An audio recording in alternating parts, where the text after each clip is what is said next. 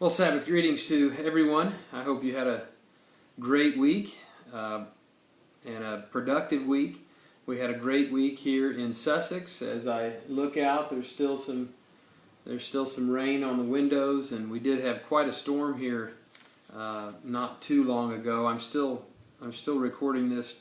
It's still before the Sabbath here by a little ways, but we had quite a storm that came through. We had an accumulation of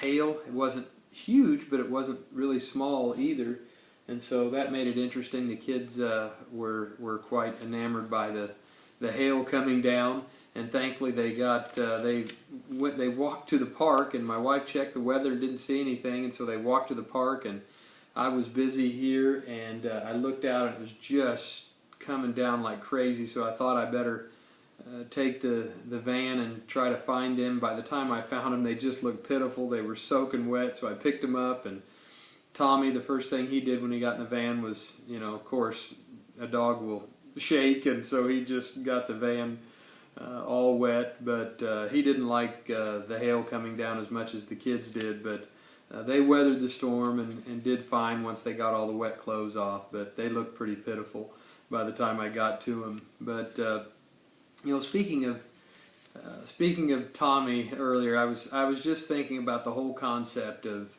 having a dog and all the lessons. I know I've talked about this before, and you probably get tired of hearing it, but all the lessons that we learn from having a pet, and certainly from a dog. That's my experience, having a dog as a pet, and all the lessons that I've learned from that. When you have a pet like a dog, in this case, he looks to me as the master.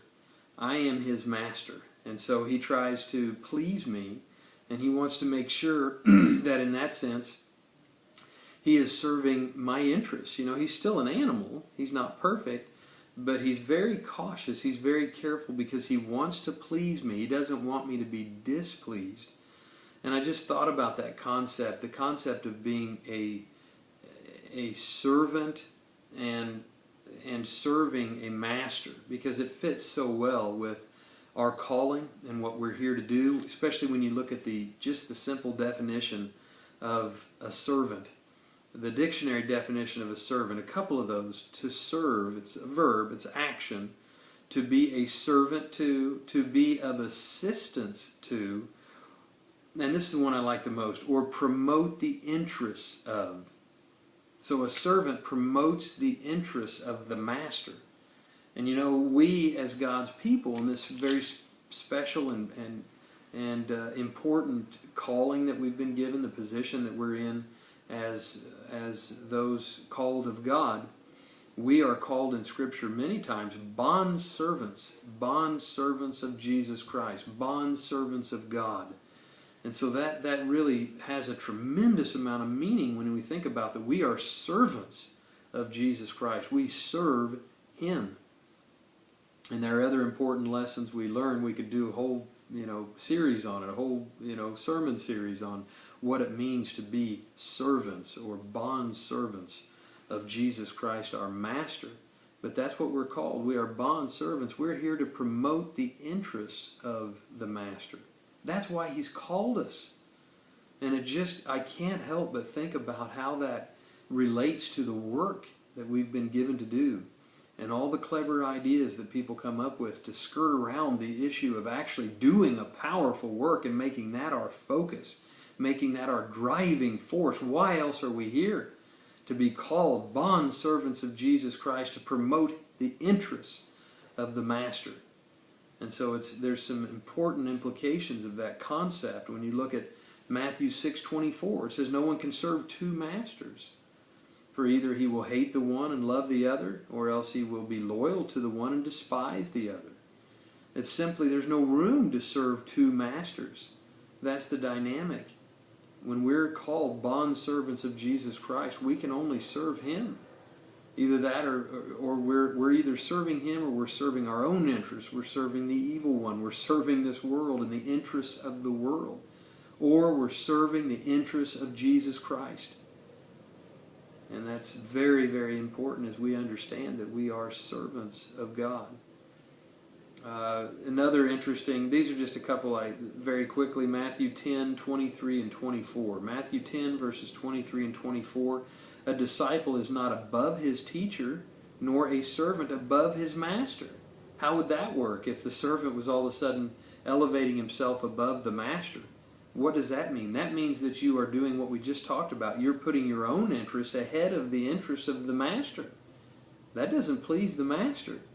And when I look at that as far as Tommy is concerned, see, that's when Tommy gets corrected, is when he tries to serve some other interest besides the master. And we have to look at that dynamic when it comes to serving God and serving Jesus Christ. We don't raise ourselves above the master and try to serve some other interest. We have to make sure that we are focused on serving the interests of our master. It is enough for a disciple that he be like his teacher and a servant like his master. See, not to raise above, but to emulate, to imitate, to try and serve the interests of the master.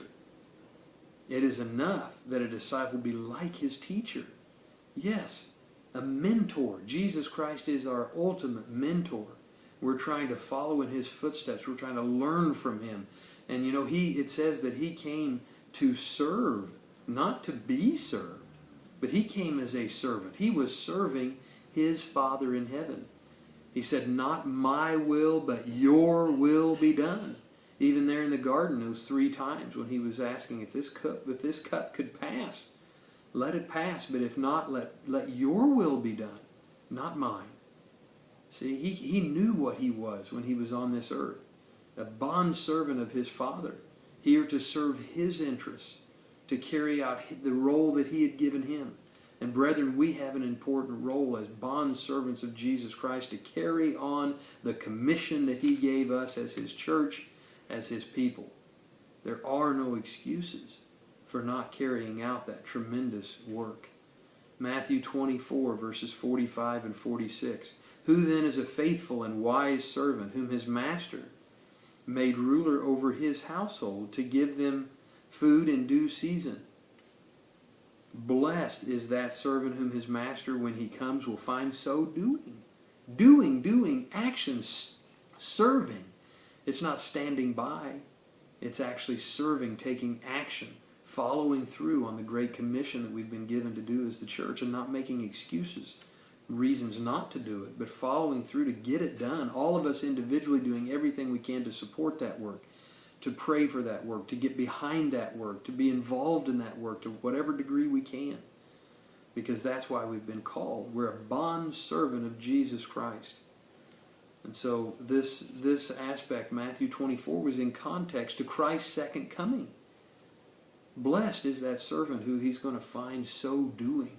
When he returns, he's going to see those people that have a fire in their belly to do the work, to get it done, that are trying to do everything that we can. That's why we have these presentations. We're having one around here very soon, August 16th in Chicago. We want to preach the gospel. We want to get the work done. And so that's the idea. So the question is, are we fulfilling our roles as bond servants of Jesus Christ, at least in that aspect of wanting to imitate him, be like him, have his mind, do those things that are pleasing in his sight, and to promote the interests of the master. That's what a servant does. Promotes the interests of the master. Are we doing that? Are we promoting the interests? What were his interests? John 4:34. You don't have to look any further than John 4:34. My food, Jesus Christ said, my interest, my very purpose, my drive, my focus, my interest is to do the will of him who sent me and to finish his work. That's what he said. That was his interest. And we're here to carry out, to promote the interests of our master, to get this work done, to follow through on this tremendous calling that we've been given. And so I hope you really have some time to reflect on that. Thank you for your service. Thank you for your prayers, not only for me, but thank you for the prayers for the presenters, the Tomorrow's World broadcast, and everything that we're doing to promote the interests of our master as the living church of God. Let's continue to go forward with that kind of drive and that kind of zeal. and to promote the interests of the one for whom we live and breathe, the one that we've been called to promote his interests. And so, brethren, I love you. I hope you have a tremendous Sabbath. We look forward to seeing the brethren in the Dells this Sabbath. It's always a pleasure to be there. The rest of you, we look forward to seeing you in the weeks ahead. I love you all. Take care and have a wonderful, wonderful Sabbath.